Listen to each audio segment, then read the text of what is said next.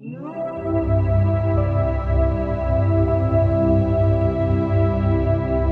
nigh to God and He will draw nigh to you. If you become like God, you can read His thoughts. And if you do not, you will find the inspirational perception of truth impossible. You can never become a great man or woman until you have overcome anxiety, worry, and fear. It is impossible for an anxious person, a worried one, or a fearful one to perceive truth.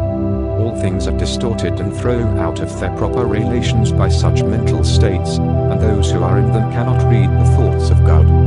If you are poor, or if you are anxious about business or financial matters, you are recommended to study carefully the first volume of this series, The Science of Getting Rich.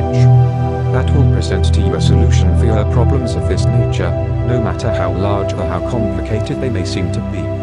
There is not the least cause for worry about financial affairs. Every person who wills to do so may rise above want of all he needs, and become rich. The same source upon which you propose to draw for mental unfolding and spiritual power is at your service for the supply of all your material wants. Study this truth until it is fixed in your thoughts and until anxiety is banished from your mind. Enter the certain way, which leads to material riches. Again, if you are anxious or worried about your health, realize it is possible for you to attain perfect health so that you may have strength sufficient for all that you wish to do and more. That intelligence which stands ready to give you wealth and mental and spiritual power will rejoice to give you health also. Perfect health is yours for the asking, if you will only obey the simple laws of life and live upright. Conquer ill health and cast out fear. But it is not enough to rise above financial and physical anxiety and worry. You must rise above moral evil doing as well. Sound your inner consciousness now for the motives that actuate you and make sure they are right. You must cast out lust, and cease to be ruled by appetite, and you must begin to govern appetite. You must eat only to satisfy hunger, never for gluttonous pleasure, and in all things you must make the flesh obey the spirit. You must lay aside greed. Have no unworthy motive in your desire to become rich and powerful. It is legitimate and right to desire riches, if you want them for the sake of the soul, but not if you desire them for the lusts of the flesh. Cast out pride and vanity. Have no thought of trying to rule over others or of outdoing them. This is a vital point.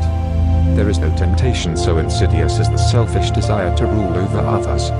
Nothing so appeals to the average man or woman as to sit in the uppermost places at feasts, to be respectfully saluted in the marketplace, and to be called Rabbi, Master. To exercise some sort of control over others is the secret motive of every selfish person.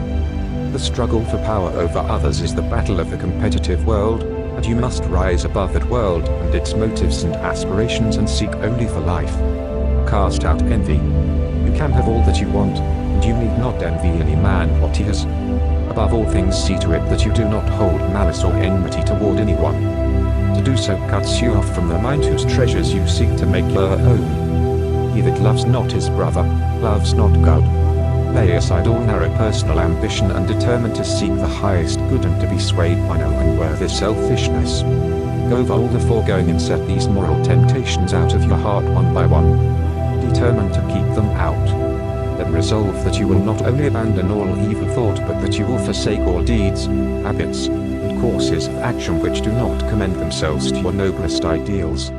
This is supremely important. Make this resolution with all the power of your soul, and you are ready for the next step toward greatness, which is explained in the following chapter.